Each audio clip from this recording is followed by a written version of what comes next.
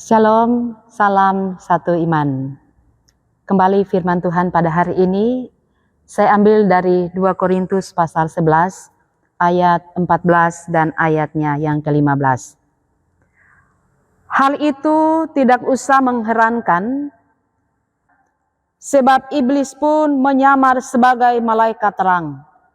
Jadi bukanlah suatu hal yang ganjil jika pelayanannya menyamar sebagai pelayan-pelayan kebenaran.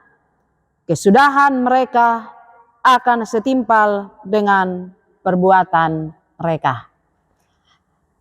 Saudara-saudara yang kekasih, kita masih membahas tentang strategi kuasa kegelapan dalam menaklukkan manusia. Strategi yang kedua, di mana iblis menyamar sebagai malaikat terang. Menyamar artinya merubah penampilan. Jadi kalau orang merubah penampilan, ia juga bisa-bisa tidak dikenal. Dan memang tujuannya supaya dia tidak dikenal ketika ia mau menyamar.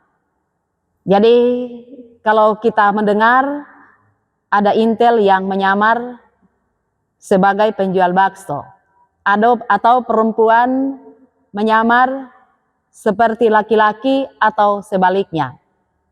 Tujuannya yaitu agar mereka tidak dikenal dalam identitas mereka yang sebenarnya. Karena itulah ketika iblis menyamar sebagai malaikat terang, ia juga ingin menyembunyikan identitasnya yang sesungguhnya. Bagaimana sebenarnya sikap atau karakter iblis yang sesungguhnya, sehingga ia menyamar, ia merubah penampilannya.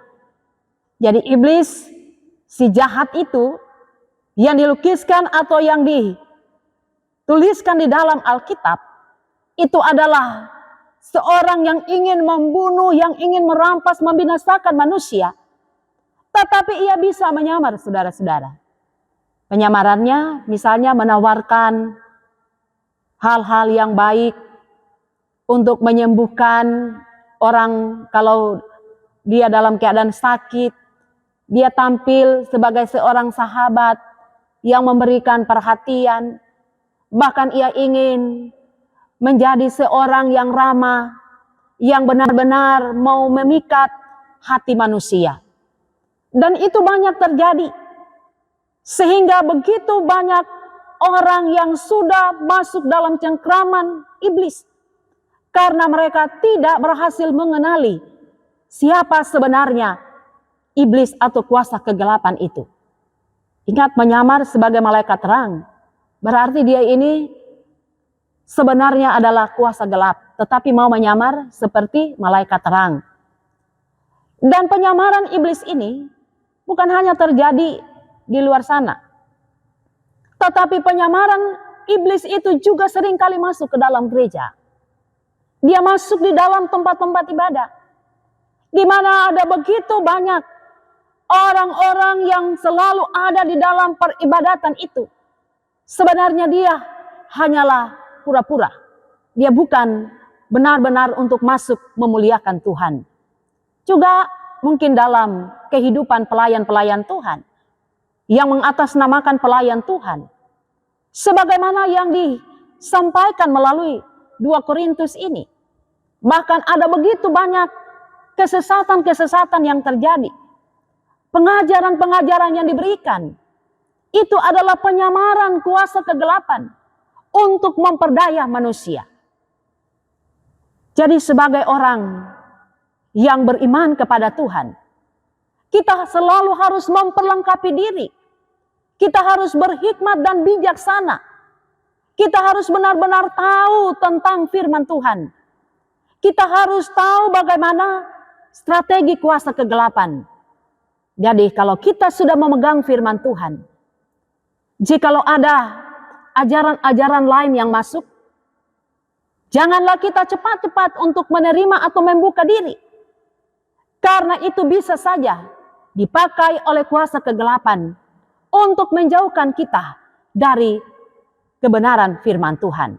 Menjauhkan kita dari Tuhan Allah sebagai sumber keselamatan bagi kita. Ingat yang iblis mau, yaitu kita terpisah dari kuasa Tuhan, dari kuasa Yesus. Marilah kita selalu waspada dengan penyamaran-penyamaran yang terjadi. Lihat dari buahnya, bagaimana kehidupan dalam tindakan dan perbuatan, atau buah-buah apa yang ia berikan dalam kehidupannya. Itulah yang akan menentukan. Karena manusia itu atau iblis itu akan dikenal dari apa yang ia nyatakan di dalam kehidupannya. Mari kita berdoa. Kami mohon kepadamu ya Tuhan, biarlah hati kami dipenuhi dengan roh kebenaran, sehingga bagaimanapun iblis akan menyamar, tetapi kami akan tetap teguh di dalam iman percaya kami kepada Kristus. Kami mohon semuanya di dalam nama Tuhan Yesus. Amin. Tuhan memberkati. Salam satu iman.